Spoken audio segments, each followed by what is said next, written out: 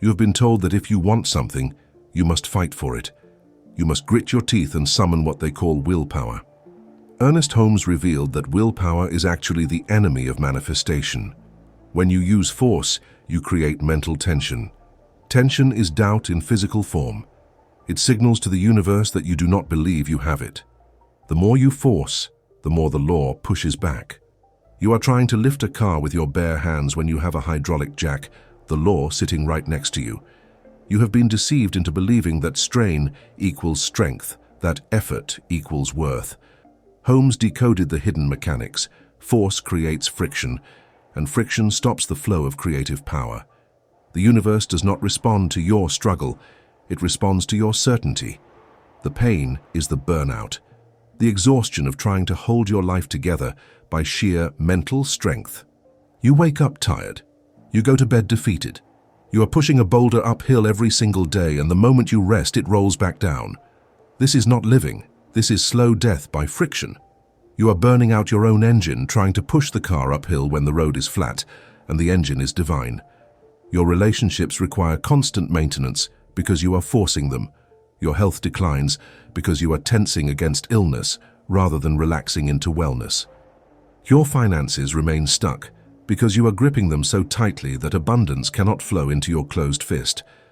Holmes promises that if you stop pushing and learn to operate the law instead of forcing it, the result comes with zero friction.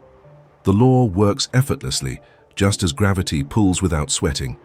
Water does not struggle to find its level. Oak trees do not strain to grow. The planets do not tire in their orbits. All of nature operates by law, not by effort. You are the only creature in existence trying to use personal force to override universal mechanics. The promise is simple and absolute. Align with the law, and everything you desire flows to you with the inevitability of mathematics. Resistance ends, ease begins. The transformation is not gradual. It is instantaneous, the moment you release the grip. In this video, we will learn the leverage protocol, how to stop using your limited human energy and start using the infinite mechanical energy of the universe. You will discover why your prayers have failed, not because you lack faith, but because you have been praying with clenched fists. There is a subtle mistake called the white knuckle. Even when people pray, they hold onto the prayer with a tight grip, choking the life out of it before it can materialize. They say the words, but their body is rigid, their mind is racing, their entire being is screaming, "I must make this happen." This is not prayer. This is panic dressed in spiritual language. I will teach you how to open your hand without losing the desire.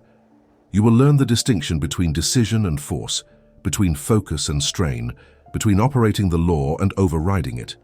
By part 4, you will understand why the harder you try, the further the goal recedes, and how to reverse this tragic pattern. This is not theory.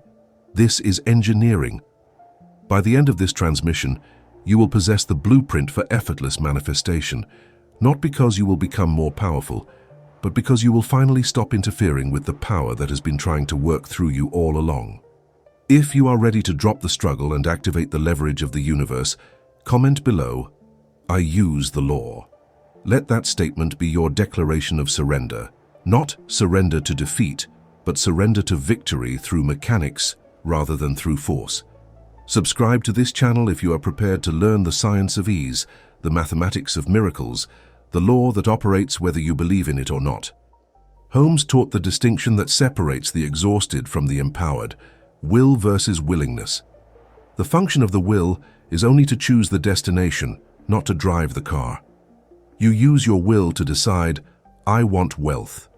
That is the will's complete assignment. Once decided, you must step back and let the creative mind, the engine, do the work. Your will selects the channel. It does not generate the power. Think of a radio dial. You turn it to select the frequency, but you do not create the music. The broadcast is already happening in the invisible field. Your will tunes in. It does not transmit. If you keep using your will to make it happen after the decision is made, you are actually jamming the gears. You have given the order to the universe, but then you keep shouting it over and over, louder and louder, assuming volume equals effectiveness. The universe heard you the first time. The creative mind received the blueprint the instant you decided. What you call persistence is actually interference. You are standing in front of the machinery, waving your arms, trying to help it work. The universe is willing to give, but you are too busy trying to take. You are blocking the doorway while complaining that nothing can enter. Consider the nature of willingness. The soil is willing to grow the seed. It does not force the process. It does not wake the seed up every hour to check if it is growing. It provides the conditions, moisture, darkness, nutrients, and then it waits with infinite patience. The seed has its own internal blueprint, its own mathematical timeline. The soil trusts the law of growth. You must become like that soil, willing, receptive, providing the mental and emotional conditions for manifestation, and then resting in the certainty that the law is operating below the surface of your awareness. Holmes wrote, "The will should be used to make the choice, not to make the demonstration. This is the core error of human striving. You have been using the selector as if it were the generator. You have been using the steering wheel as if it were the engine. Imagine a driver who decides to go north, turns the wheel northward, but then keeps yanking the wheel left and right, thinking that more movement equals more progress. The car would veer wildly, never reaching the destination. Your will must point once, then rest. The creative power does not need your ongoing permission. It needs your non-interference. The universe is a willing servant to your decisions, but it cannot serve a master who will not stop micromanaging. You are like a person who hires a world-class architect, gives them the vision for the house, and then stands over them every moment, erasing their lines, adding your own sketches, demanding they explain every calculation. The architect finally leaves. Not because they cannot build your house, but because you will not let them. The creative mind within you is that architect. It knows the path, it knows the method, it knows the timeline. Your job is to state the desire clearly and then get out of the office. Let us go deeper into the mechanics of this principle. When you make a decision with your will, truly make it, not wish it or hope it. You impress that decision upon the universal creative medium. Holmes called this medium the subjective mind of the universe. It is impersonal, neutral, and absolutely obedient. It receives the imprint of your decision like wax receives the seal. That imprint immediately begins to organize conditions, circumstances, people, and events to manifest the physical equivalent of your mental decision.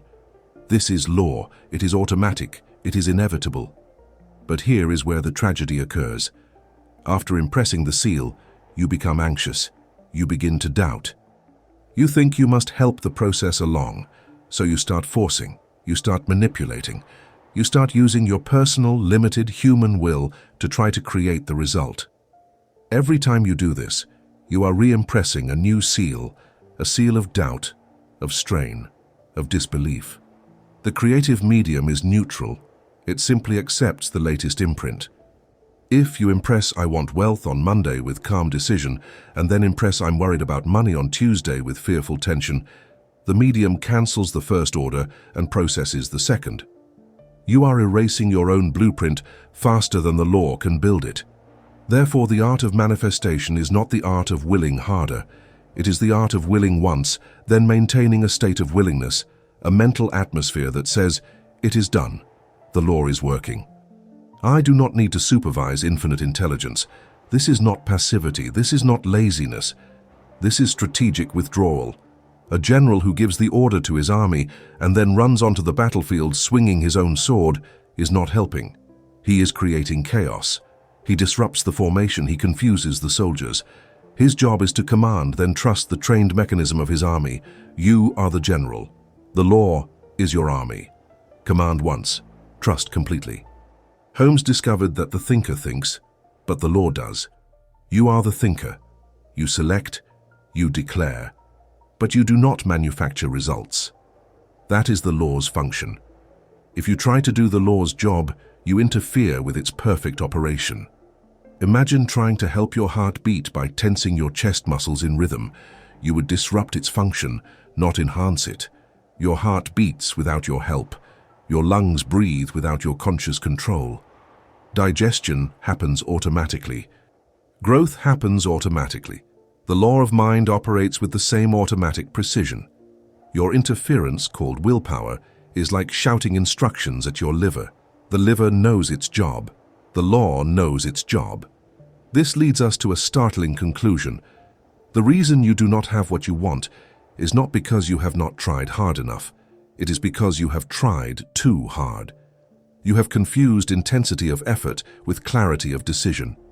The universe does not measure your worthiness by how much you sweat. It responds to the clarity and fixity of the mental mold you hold. A photographer does not improve his picture by shaking the camera harder. He improves it by holding the camera perfectly still. You must hold your mental image still. Willpower shakes the camera. Willingness holds it steady. Let us examine the energy dynamics. Personal will is finite. It depletes. By midday, your willpower is exhausted, which is why you break your diet at night, why you lose your temper when you are tired, why your resolutions crumble under stress. Willpower is human effort, and human effort has limits. But the creative power of the universe is infinite. It never tires. It never sleeps. It does not deplete. When you stop using your limited personal force and start using the unlimited universal force, you plug into an infinite generator. The lights in your life do not dim. They do not flicker. They shine with steady, unending brightness. Holmes revealed the ultimate irony. The thing you want already exists in the invisible realm of pure potential. It is already formed in the mental substance of the universe. Your job is not to create it. Your job is to accept it. Willpower tries to create. Willingness accepts.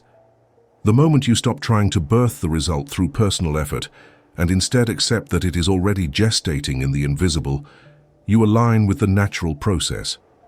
A pregnant woman does not force the baby to grow. She nourishes herself and waits. The growth is automatic. Your desire, once decided upon, is already pregnant in the womb of the creative mind. Stop trying to induce labor. Let the law bring it to term.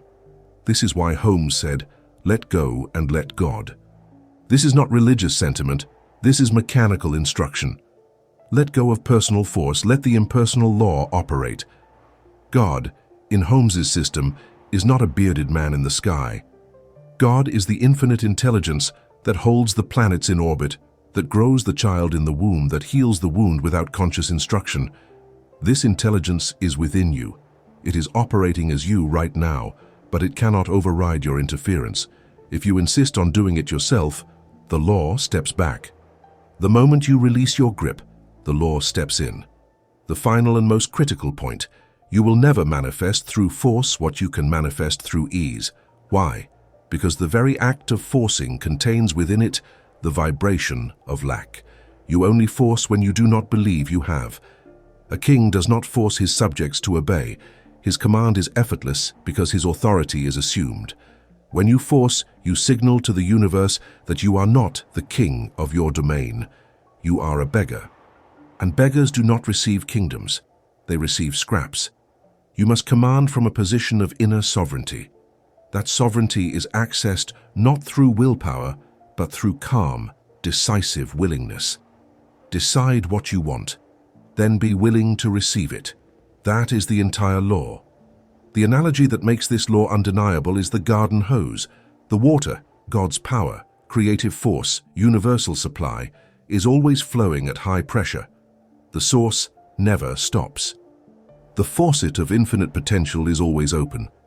If you pinch the hose with your hand, trying to squeeze water out faster, what happens? The flow stops. You strangle it. Willpower is the pinch. Anxiety is the knot in the hose. Tension is the kink. You are not increasing the pressure, you are blocking it. The water wants to flow. The universe wants to give. But you are standing on the hose while praying for rain. Relaxation is the release. When you remove the pinch, when you stop gripping, stop tensing, stop trying, the water explodes forward with its natural force. You do not need to force the water, you just need to unkink the hose. This is not metaphor. This is literal mental mechanics. Your mind is the hose. The creative power is the water. Tension in your mind, worry, doubt, fear, forcing is the kink. The power cannot flow through a kinked channel. It does not refuse to flow. It is blocked by your own constriction. Consider the physiology. When you are tense, your body constricts. Blood vessels narrow, breathing becomes shallow, muscles tighten, digestion slows. The body is in survival mode, not creation mode. Your nervous system is telling every cell, "We are in danger. Conserve energy. Shut down non-essential functions." In this state, you cannot create. You can only react. Creativity requires relaxation. Innovation requires ease. Manifestation requires a nervous system at rest. When you force with willpower, you activate the stress response. You are biologically blocking the creative response. The law cannot operate through a body in panic. Now apply this to the mental realm. When you are mentally tense, gripping your desire with white-knuckled intensity, your mind constricts. The channel narrows. Ideas cannot flow. Intuition cannot enter. The still, small voice of infinite intelligence cannot be heard over the roar of your anxious thoughts. You are jamming the signal. The universe is broadcasting the solution, but your receiver is overwhelmed with static. That static is willpower. That static is trying. Turn down the volume of your effort, and suddenly you can hear the answer. It was there all along. You were simply too loud to hear it. Holmes taught that the universe is not withholding, you are resisting. The garden hose law proves this. The water does not choose when to flow. It flows constantly. The only variable is whether the hose is open or kinked. Most people spend their lives praying for more water pressure when the problem is not the source. The problem is the kink they are creating with their own mental tension. You do not need more faith. You do not need more effort. You need less constriction. You need to open the channel. And the channel opens the moment you relax your grip. Let us examine the physics of pressure systems. Water flows from high pressure to low pressure. It does not require force, it requires a gradient. The universe is high pressure, infinite, abundant, constantly generating. Your human consciousness, when empty and receptive, is low pressure. The power flows naturally from high to low, but if you try to force it, you create turbulence, you create back pressure. It is like trying to drink from a fire hose by putting your mouth directly over the nozzle. The pressure knocks you backward. You must receive the water with an open container, not with your clenched teeth. This is the era of aggressive affirmation. People shout their affirmations, pound their fists, strain their voices, as if volume equals power. They are trying to force the water out with lung power. But the water is already under pressure. It does not need your force, it needs your allowance. A gentle, calm affirmation spoken with absolute conviction opens the valve. A desperate, loud affirmation spoken with hidden doubt pinches the hose. The universe does not respond to your volume. It responds to your vibration. And your vibration when you are forcing is the vibration of lack, which creates more lack. Holmes said, "The universe can only do for us what it can do through us." This is the hose law stated philosophically. The universe has infinite power, but it must flow through your mind, your emotions, your body. If those channels are constricted by tension, the power cannot get through. It is not that the universe is weak. It is that your hose is kinked. You are the valve. You are the gateway. You are the point of delivery. If you are closed, nothing can be delivered. If you are open, everything can flow. Opening yourself is not a matter of trying harder. It is a matter of relaxing deeper. Watch a river. It flows around obstacles. It does not bash its head against a rock, screaming, "I must get through, I must succeed." It simply finds the path of least resistance and flows effortlessly forward. Eventually, over time, the water wears away even the stone, not through force but through persistent, gentle pressure. This is how the law works. It does not attack your problems, it dissolves them. But it can only dissolve them if you stop trying to smash them with willpower. The moment you relax and allow the law to flow, the obstacles begin to erode from the inside. Doors open, conversations happen, opportunities appear, not because you forced them, but because you unkink the hose. Here is the test of whether you are flowing or forcing. Check your body. Is your jaw clenched? Are your shoulders up by your ears? Is your breath shallow? That is the kink. The body does not lie. If you are tensing physically, you are tensing mentally. and mental tension is the enemy of mental creation. Holmes taught that we must treat from a place of calm certainty, not desperate hope. Desperation is maximum kinkage. Certainty is full flow. When you know the water is coming, you do not squeeze the hose. You simply point it where you want it to go and wait for the flow. That is treatment. That is correct use of the law. The tragedy is that most people spend their entire lives in a state of chronic tension, wondering why nothing works. They are standing on the hose and cursing the drought. They are pinching the channel and blaming the source. The source is infinite. The power is limitless. The only limitation is the constriction in your own consciousness. Holmes discovered that the moment you release that constriction, the floodgates open. Not someday. Not after you have earned it. Not after you have struggled enough. Immediately. The moment the kink straightens, the water flows. The moment you stop forcing, the law starts working. This is not a reward for good behavior. This is mechanical cause and effect. Therefore, the question is not, how do I make the law work? The question is, how do I stop preventing the law from working? And the answer is always the same. Relax, release, let go. Unkink the hose, drop the tension, breathe deeply, soften your grip, trust the pressure. The water is already there. The power is already present. Your manifestation is already formed in the invisible. The only thing standing between you and its appearance is the kink in your consciousness. Remove the kink, and the flow is instantaneous. This is the hose law. This is the foundation of effortless manifestation. This is the secret that Holmes decoded from the invisible mechanics of mind. The required state is calm conviction. This is not a suggestion. This is a prerequisite. A king does not scream his orders. He whispers them, knowing they will be obeyed. You must drop the desperate tone. Desperation signals doubt. Doubt signals the absence of inner authority. And without inner authority, the law cannot respond to your command. Not because the law is judging you, but because you are not transmitting a clear signal. You are broadcasting static. The creative medium requires clarity. It requires a clean imprint. Desperation blurs the imprint. Calm conviction sharpens it to laser precision. Examine the nature of conviction. Conviction is not belief that something might happen. Conviction is knowledge that it is already done.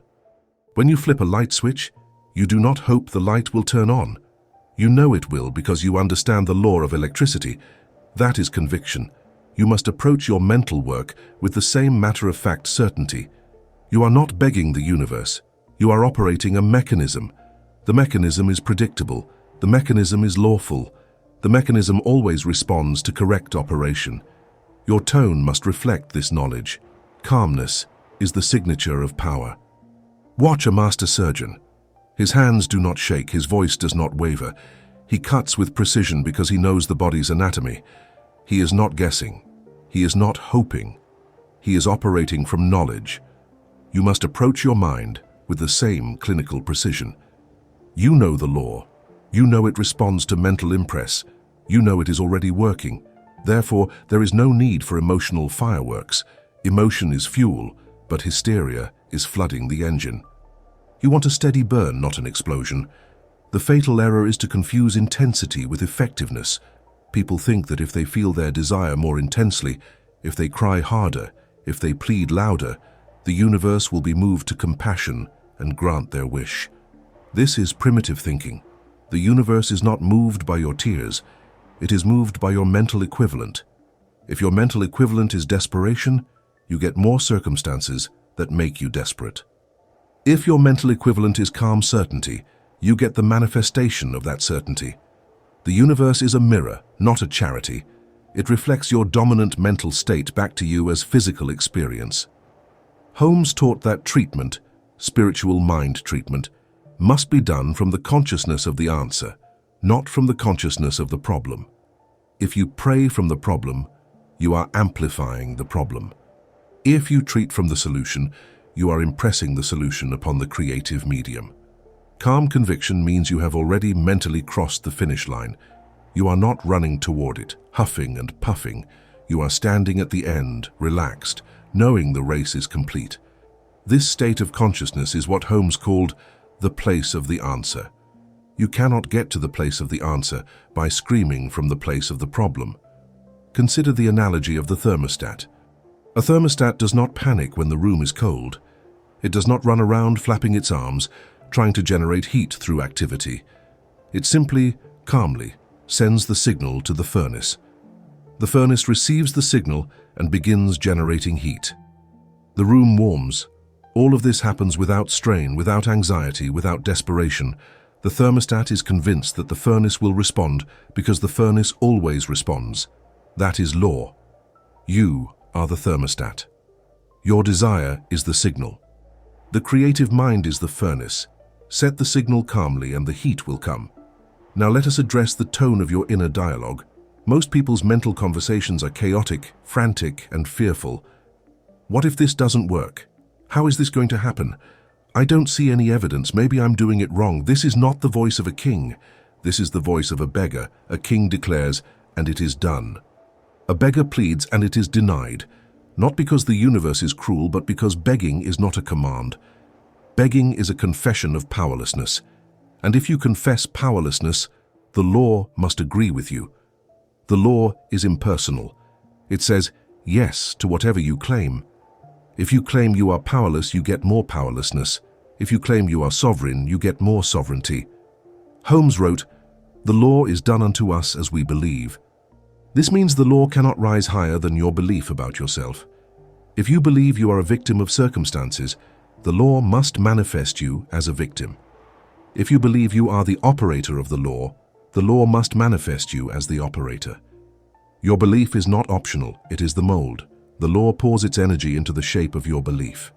If your belief is shaped like desperation, you get desperate results. If your belief is shaped like calm power, you get powerful results. This is not a moral teaching. This is mechanical fact. Therefore, calm conviction is not a personality trait. It is a cultivated state. You cultivate it by practicing the awareness that the law is working right now, not later, not after you have proven yourself, right now. The creative process has already begun the moment you made the decision. The work is happening in the invisible. Your job is to maintain the mental atmosphere that allows the invisible to become visible. And that atmosphere is calm, certain, and unworried. Worry is the admission that you think you are in charge of the outcome. You are not in charge of the outcome. The law is in charge of the outcome. You are only in charge of the input. Let us build the bridge to the leverage protocol. Before you can execute the steps, you must enter this state of calm conviction. You do not begin the protocol in a state of panic. You do not start the treatment while mentally screaming. You first compose yourself. You breathe. You center. You remind yourself, I am operating a law. I am not begging a god. I am impressing a medium. The medium is neutral, obedient, and infinitely powerful. My job is to impress clearly. Once impressed, the law does the rest. When you feel that settledness in your chest, when your breathing is even, when your mind is quiet, then, and only then, do you proceed to the leverage protocol. Step 1. The decision, the fulcrum. Use your will only for this, to focus your attention. A fulcrum is the pivot point upon which a lever rests. Without a fixed fulcrum, the lever is useless. Your decision is the fulcrum. It must be fixed. It must be immovable. It must be absolute. You are not considering, you are not hoping, you are not wishing, you are deciding. Fix your mind on the end result with the clarity of a laser cutting through steel. I accept perfect health. This is not a question. This is not a negotiation. This is a declaration of fact. Lock the target. The entire operation depends on the fixity of this first step. Holmes taught that the universe cannot give you what you have not first accepted in your mind. Acceptance is the door through which manifestation enters. If the door is cracked open, if you are half decided, half doubting, nothing can fully enter. The door must be flung wide. You must say, with every fiber of your being, this is mine. It is already done. I do not see it yet, but it is as real in the invisible as my hand is real in the visible. This level of acceptance is not emotional. It is mental. It is a stance. It is a position you take in consciousness and refuse to abandon. The decision must be specific. Vague intentions produce vague results. The creative medium is literal. It takes you at your word. If you say, "I want to be happy," it must interpret that through your current definition of happiness. And if your current definition of happiness is simply less misery, you will get less misery but not joy. You must be precise. I accept radiant health, financial freedom, and fulfilling relationships. The more detailed the blueprint, the more precise the construction. A builder cannot work from a napkin sketch. He needs architectural plans. Give the law architectural plans. Once you have made the decision, do not revisit it. This is critical. Most people make a decision on Monday and then remake it every day afterward, each time with slightly less conviction. By Friday, the decision is so diluted that it has no power. The fulcrum has moved. The lever is wobbling. You must decide once, with full force, and then consider the matter closed. This does not mean you do not take inspired action. It means you do not re-argue the case in your mind. The case is settled. The verdict is in. You have decided. The universe has heard. The law is processing. Do not interrupt the process by reopening the decision. Step 2. The surrender, the lever. Now, deliberately relax your body and mind. This is where most people fail. They make the decision, and then they clench. They hold their breath. They tense their muscles. They grip the desire like it might escape. This is the exact opposite of what must happen. After you set the fulcrum, you must apply the lever. And the lever is not force. The lever is surrender. Say these words and mean them. I do not do this. The Father within does the work. This is not religious language. This is mechanical instruction. You are stepping out of the way. Feel the tension draining out of your shoulders. Physically drop your shoulders. Unclench your jaw. Take 3 deep breaths, each one longer than the last. As you exhale, imagine that you are exhaling the burden of the work. You are releasing the responsibility for the outcome. This is not irresponsibility. This is trust in the law. A farmer does not dig up the seed every day to check if it is growing. He plants it, waters it, and walks away. He trusts the law of growth. You must trust the law of mind with the same certainty. The work is happening in the invisible. Your interference does not speed it up, it slows it down. Holmes said, "We must let go and let God." The word "let" is the key. Let means to allow, to permit, to cease resisting. Most people do not let. They hold, they control. They supervise, they micromanage the universe. Surrender is the deliberate act of ceasing to supervise. You have given the order. The creative intelligence has received it. Now you must get out of the way. Think of a river that has been dammed. The moment you open the dam, the water flows. You do not need to push the water, you just need to stop blocking it. Surrender is opening the dam. This step feels counterintuitive, because you have been trained to believe that effort equals results. But in the realm of mind, effort equals interference. The harder you try, the more you block. This is the paradox that Holmes decoded. The law works through ease, not through strain. A singer who strains her vocal cords produces a harsh sound. A singer who relaxes her throat produces a beautiful note. The power is not in the force, the power is in the flow. You are not generating the creative power. You are channeling it. And a channel must be open, not constricted. Step 3. The observation, the lift. Watch the law work. This is not passive waiting, this is active observation. Just as you watch a hydraulic lift raise a heavy object effortlessly, watch your problem being lifted by the invisible power. Do not try to help it, your help is interference. A hydraulic lift does not need your hands underneath the platform trying to push up. If you put your hands under the platform, you will get crushed. The machine is designed to do the work without you. The law of mind is designed to manifest without your personal effort. You are the observer, not the operator. You have already operated the switch in step 1 and 2. Now, you simply watch. What does it mean to watch? It means to maintain a mental state of expectancy without anxiety. Expectancy says, it is coming. Anxiety says, what if it doesn't come? These are opposite states. Expectancy, is the natural result of knowing the law. You expect the sun to rise because you know the law of planetary rotation. You expect water to boil when heated because you know the law of thermodynamics. You must expect your desire to manifest because you know the law of mind. This expectancy is calm. It is not desperate. It is the quiet confidence of a person who has placed an order and knows it is being prepared.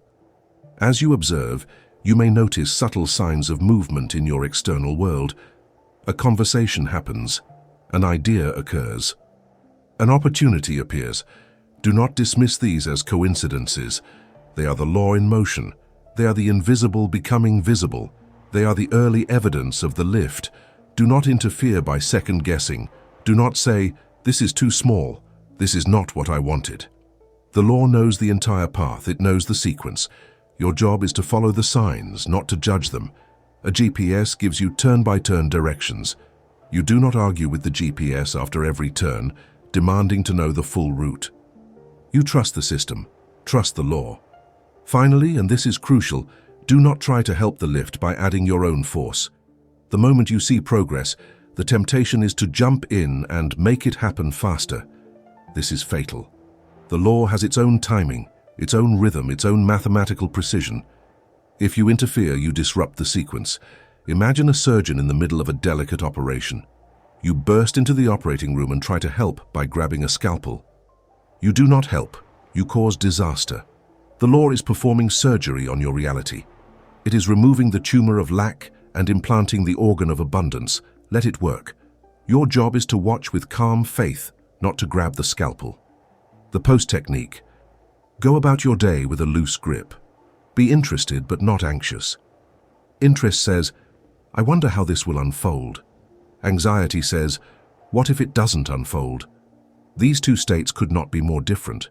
Interest is open, curious, playful. Anxiety is closed, fearful, controlling. Holmes taught that we should hold our desires lightly, the way you would hold a butterfly. If you grip it, you crush it. If you open your hand, it stays. This is the loose grip. You care deeply, but you do not strangle. You are invested, but you are not desperate. Anxiety means you think you have to do it. This is the core misunderstanding. You do not have to do it. The law has to do it. The law will do it. The law is doing it. Your job was to decide and surrender. The rest is automatic. If you find yourself slipping into anxiety, and you will because the habit of control is strong, simply return to the breath. Breathe deeply. Remind yourself, I have done my part.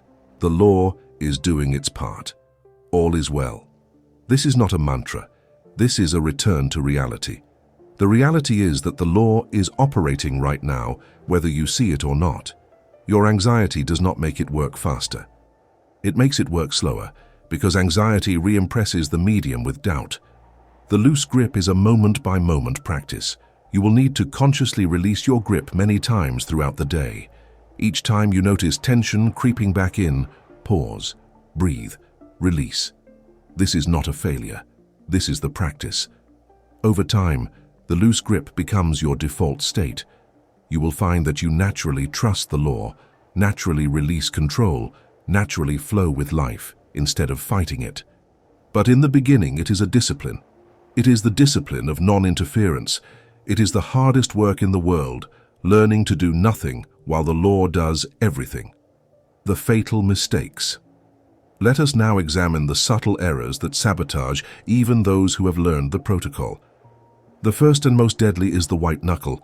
This is the mistake I promised to reveal in the introduction. Even when people pray, even when they meditate, even when they affirm, they hold on to the prayer with a tight grip. They say the words, but their entire being is clenched. Their fists are balled. Their breath is held. Their mind is screaming beneath the calm exterior. This is white-knuckle prayer. It is prayer laced with panic, and panic is the opposite of faith. Mistake number 1, concentrating too hard. People think concentration means furrowing the brow and staring until their head hurts. They think it means gritting their teeth and forcing their mind to focus through sheer willpower. Holmes says, this is fatal. True concentration is interest, not strain. Think of how you watch a movie you love. You are completely absorbed. You do not hear the sounds around you. You do not think about your to-do list. You are concentrated. But are you straining? Are you in pain? No. You are relaxed. You are effortlessly engaged. That is the state of true concentration. When you concentrate too hard on your desire, you are not focusing. You are obsessing. Obsession is fear-based. It says, I must not lose this. I must hold on to it. I must make sure it happens. Every word in that inner dialogue is lack. Must is the language of insecurity. True power never says must, it says it is. When you find yourself concentrating so hard that your body is tense, stop. You have crossed the line from focus into force. Real focus is like the beam of a lighthouse, strong, steady, and calm. Forced focus is like a flashlight with dying batteries, flickering, weak, and desperate. Here is the test. If your concentration exhausts you, you are doing it wrong. True mental work is energizing. It fills you with life because you are connecting to the source of all life. If you finish your treatment or meditation feeling drained, you have been forcing.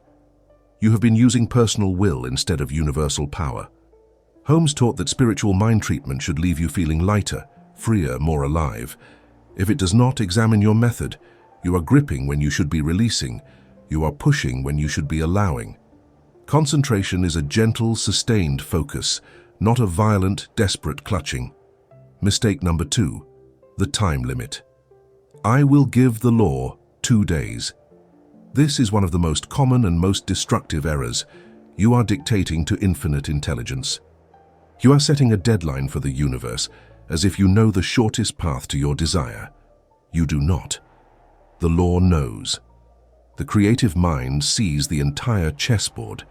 It sees every variable, every obstacle, every opportunity. It knows that the route that appears longest to you may actually be the shortest, because it avoids disasters you cannot see. You are looking at the map. The law is looking at the territory. When you set a time limit, you create tension. That tension is doubt in disguise. It says, if this doesn't happen by Friday, the law has failed. But the law cannot fail. The law is law. What you call failure is simply your impatience interrupting the process. Imagine a woman who is pregnant. She decides the baby should be born in 3 months instead of 9. She goes to the doctor and demands early delivery. The doctor refuses because forcing the birth before the child is fully formed would harm both mother and baby. The gestation period is not arbitrary. It is lawful. Your desire has a gestation period. Let the law choose the timing. Holmes taught that we must treat and release. We do not treat and then sit with a stopwatch timing the universe. We treat with conviction, release with trust, and then we live our lives.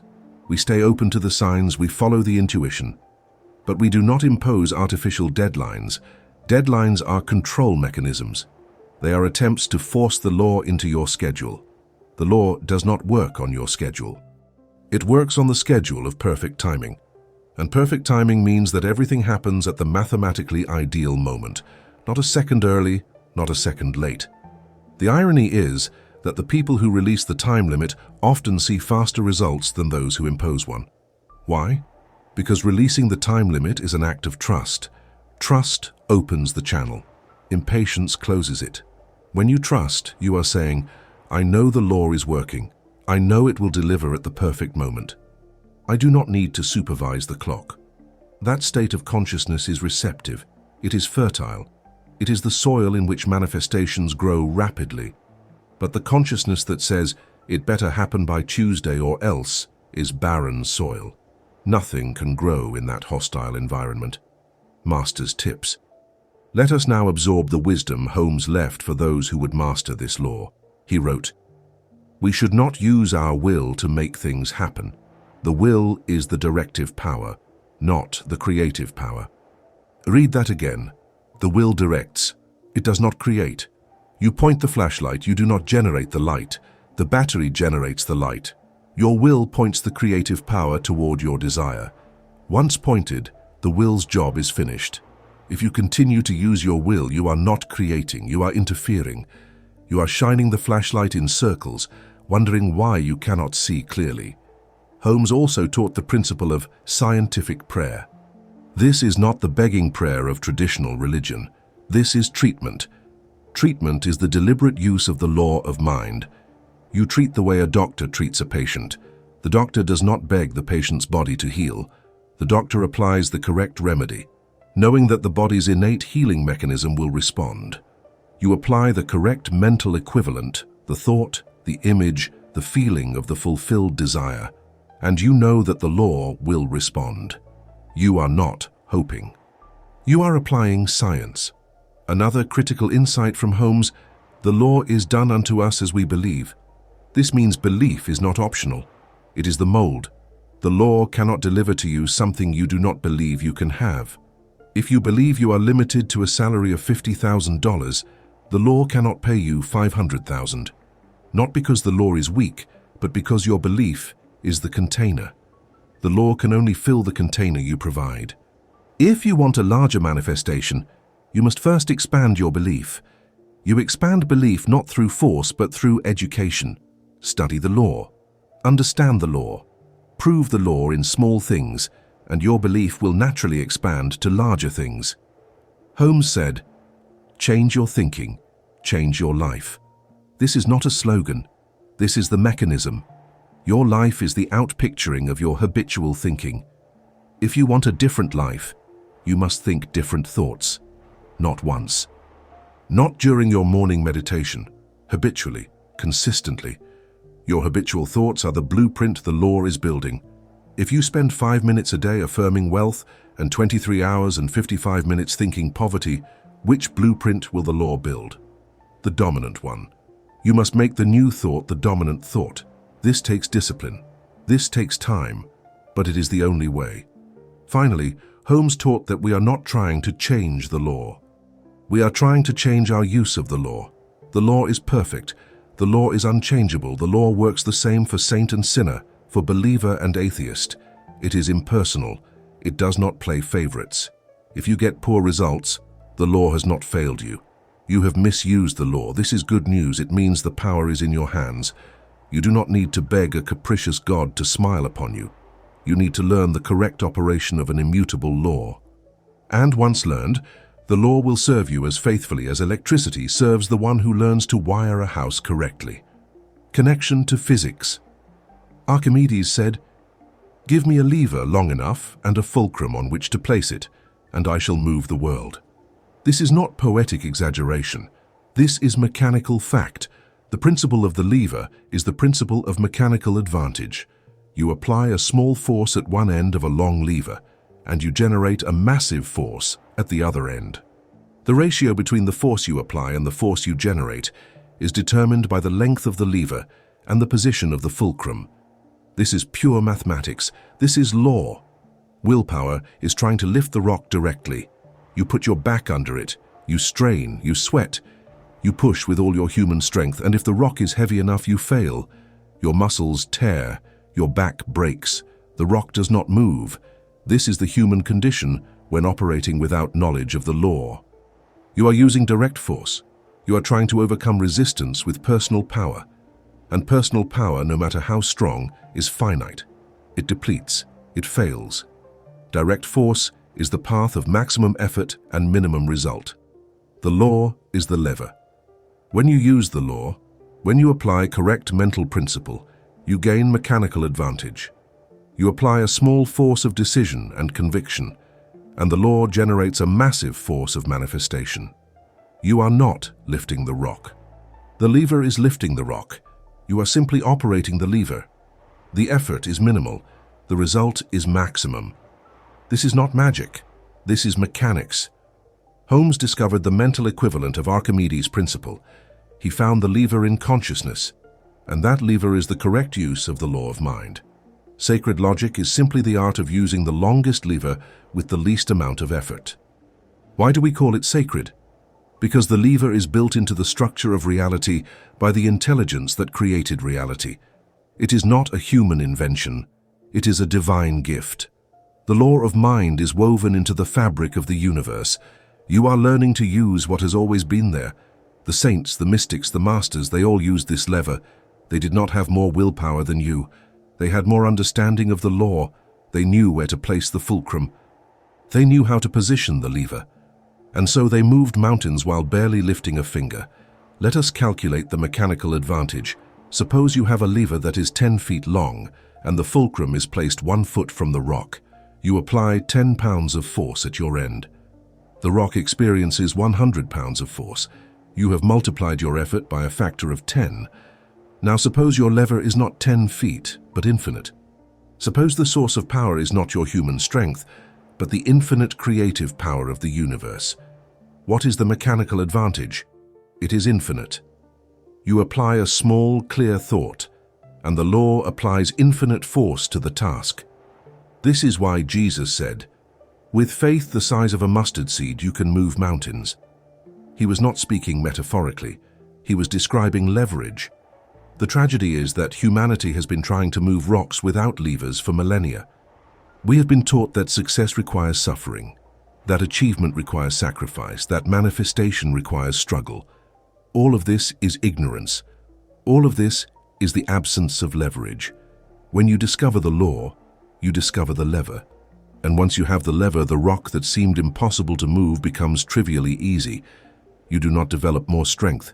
You develop more mechanical advantage. And mechanical advantage is a function of understanding, not of effort. Consider the difference between rowing a boat and sailing a boat. Rowing is direct force. You pull the oars with your muscles. If you stop rowing, the boat stops. You are limited by your personal strength and endurance.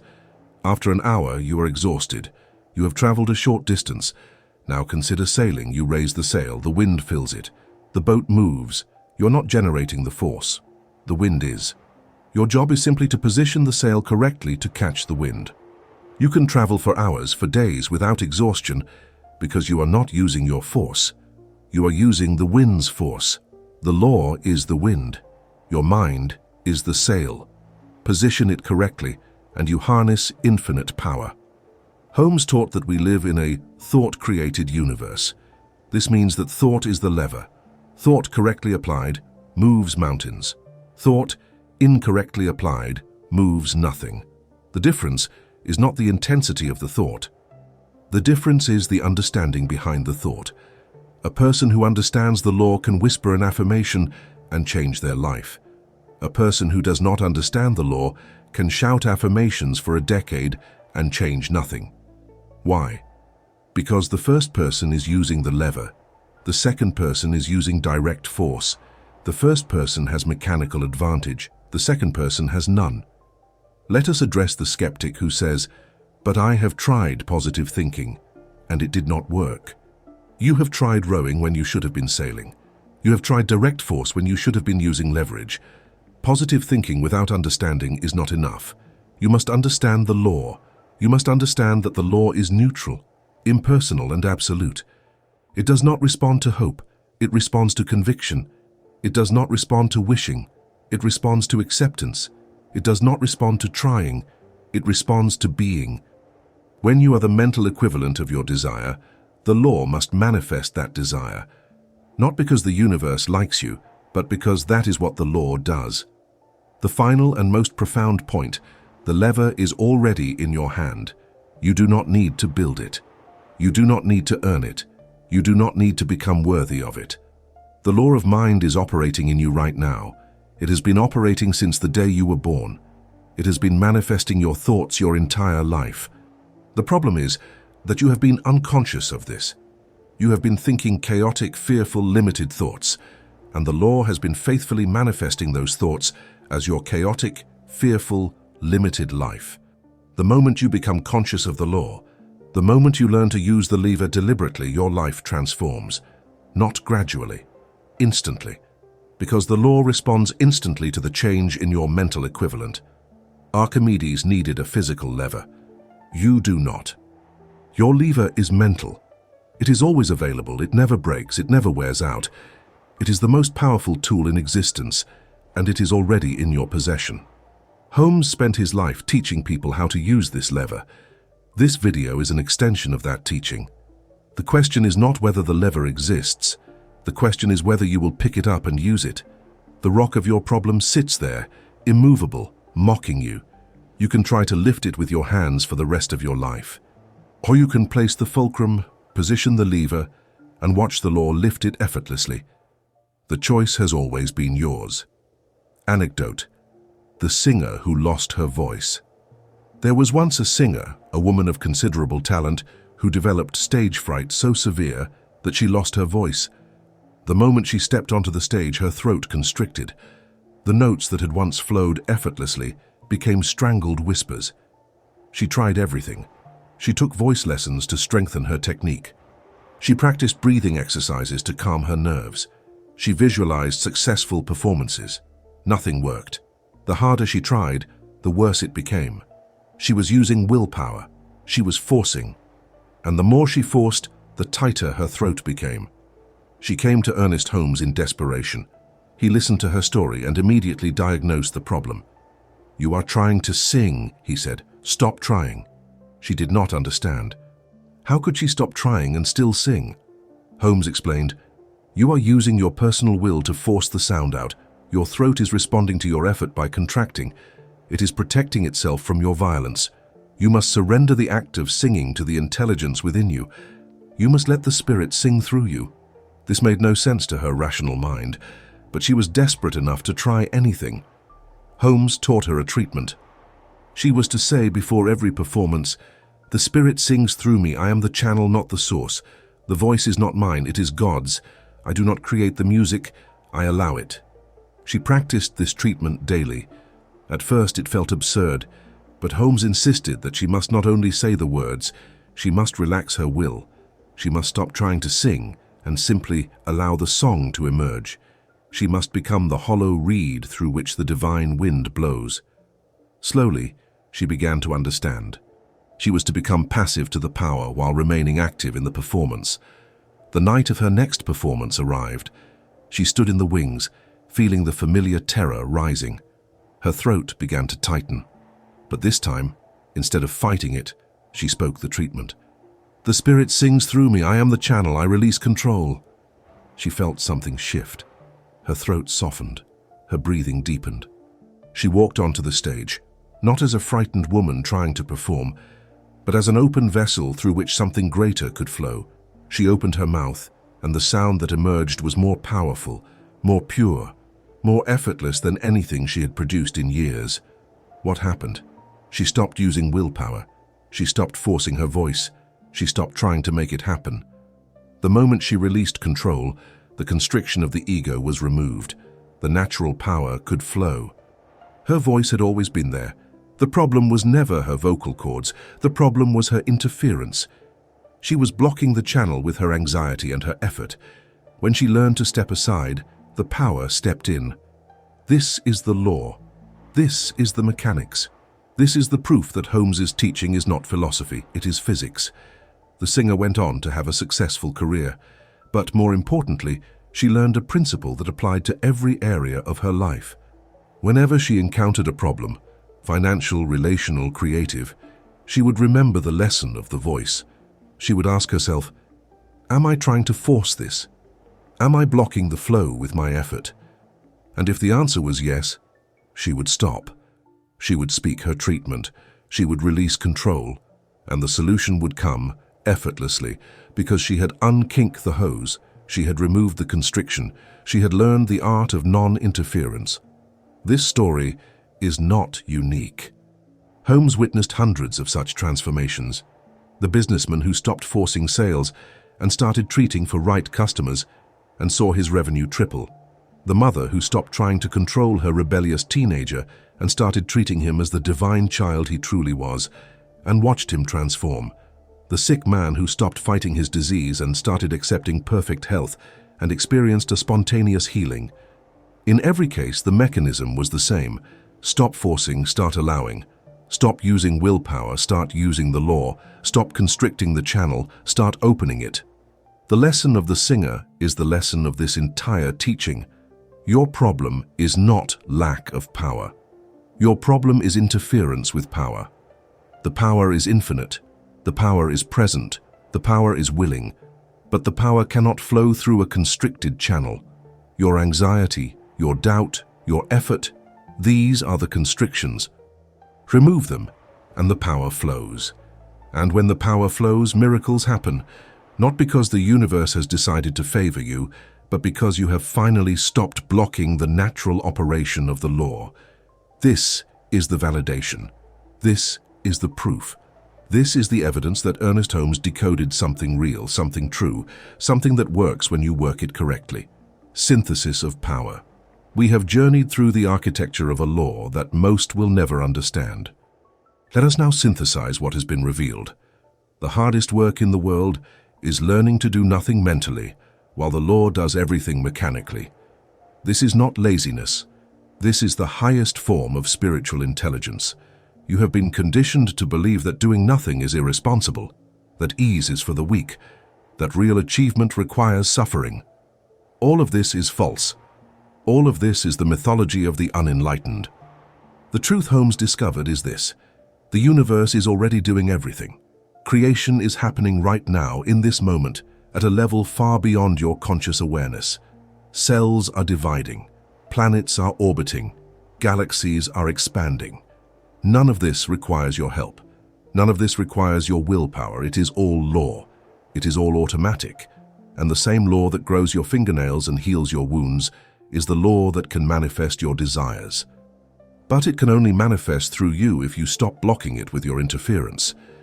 Doing nothing mentally does not mean being passive in action. It means being mentally passive to the creative process while remaining physically active in following intuition. You still take action. You still make calls. You still show up. But the action is inspired, not desperate. It flows from the inner knowing that the law is already working. You are not pushing the river. You are floating with the current. You are not forcing the door open. You are walking through the door that the law has opened.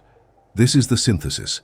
Mental surrender plus physical obedience equals effortless manifestation. Consider the paradox. You must care deeply about your desire, but you must not need it. Need creates desperation. Desperation creates constriction. Constriction blocks the flow. You must want wealth, but not from a place of poverty. You must want health, but not from a place of disease. You must want love, but not from a place of loneliness. How do you do this? By first treating the consciousness, not the condition. You treat your mind into the state of already having. Once you have it mentally, you no longer need it physically. And the moment you stop needing it, it appears. This is the law. Holmes called this the double thread of thought and feeling. You must think from the end, and you must feel from the end. If you think wealth but feel poverty, the feeling wins. The creative medium responds to feeling, because feeling is the language of the subconscious. You must marry thought and feeling in a single unified state of consciousness. This is the calm conviction we discussed earlier. Conviction is thought and feeling merged. It is not hope. It is not belief. It is knowing. And knowing is the state in which the law operates with maximum efficiency. Message of empowerment.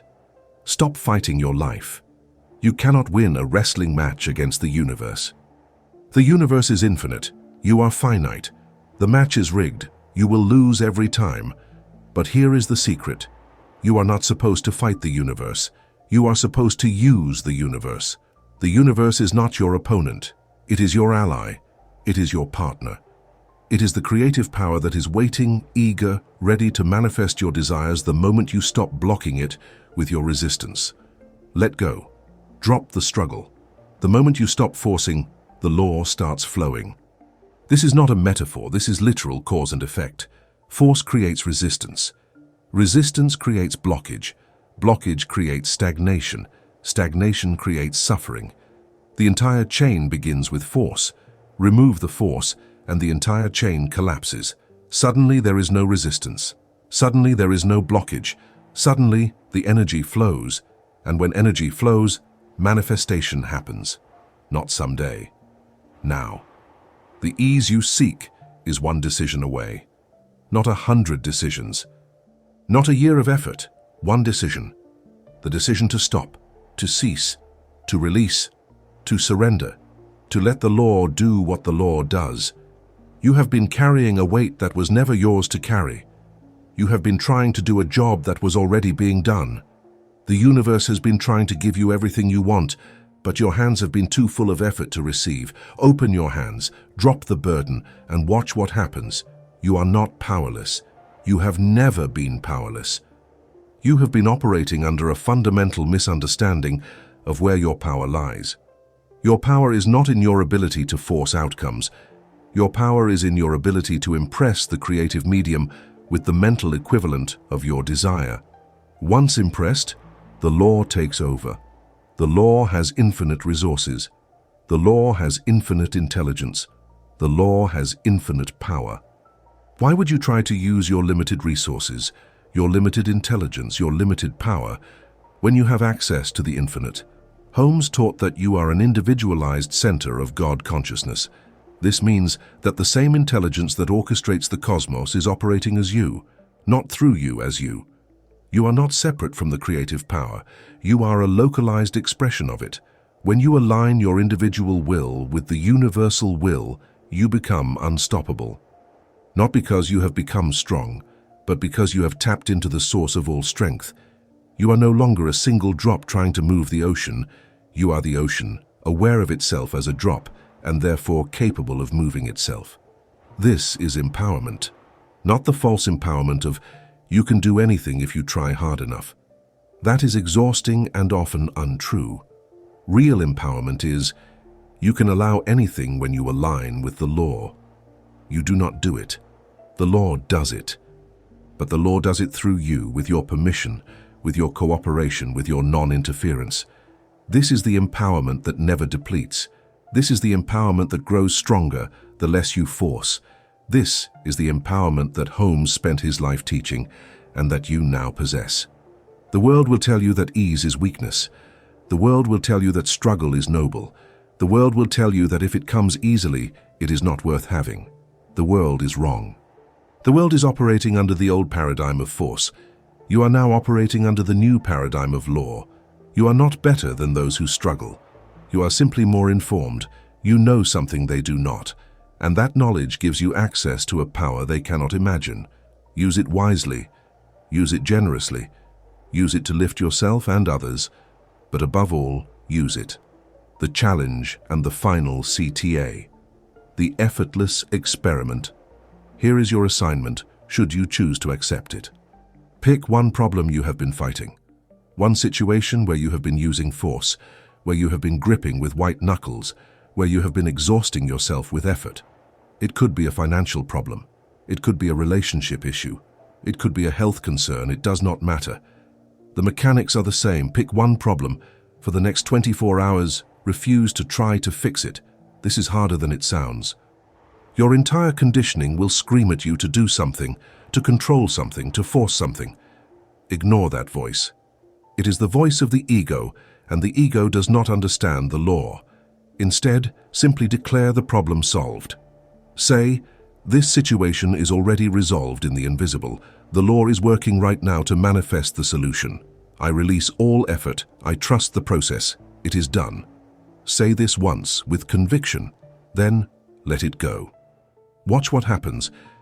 Do not test the law with a skeptical, arms-crossed attitude. Test the law the way a scientist tests a hypothesis, with neutral observation. Be genuinely curious. Will the knot untie itself? Will the door open? Will the solution appear? I promise you, if you genuinely release your grip, if you genuinely stop forcing, something will shift. It may be a small shift. It may be a subtle shift, but it will be real. And that small shift is the proof you need that this law is not theory. It is mechanics. Many people will not do this experiment. Why? Because they are afraid that if they stop trying, nothing will happen. They are afraid that the law will not work.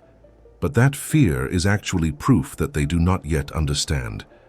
If you truly understood that the law is law, as reliable as gravity, as predictable as mathematics, you would have no fear. You would simply experiment and observe. The fact that you are afraid means you still believe deep down that your personal effort is what makes things happen. This experiment is designed to shatter that belief. Final CTA. Subscribe to Sacred Logic to harness the power of peace. This channel exists for one purpose: to transmit the teachings of Ernest Holmes with the precision they deserve. This is not motivational content. This is not entertainment. This is instruction in the operation of universal law. If you have made it to the end of this video, you are one of the few who are ready to receive this teaching. Most will click away after 2 minutes. Most will dismiss this as too simple, too easy, too good to be true. But you are still here. That means you sense the truth beneath the words. Subscribe not because you want more videos. Subscribe because you want more truth. Each video on this channel is a blueprint. Each video is a tool. Each video is a key to a different lock. The law is vast. The law has many applications. This video has covered the law of ease, the mechanics of non-interference. Future videos will cover other aspects, the law of reversal, the law of assumption, the law of supply. Each one will give you another lever, another mechanical advantage, another way to stop fighting and start flowing. Comment below, I use the law. Let that be your public declaration. Let that be the moment you step across the threshold from seeker to operator. You are no longer searching for the truth. You have found it. You are no longer hoping the law will work. You are now testing it, proving it, using it. The power was always yours. The lever was always in your hand. You simply did not know how to use it. Now you know. What you do with this knowledge will determine the trajectory of your life. Choose wisely. Choose consciously. Choose now.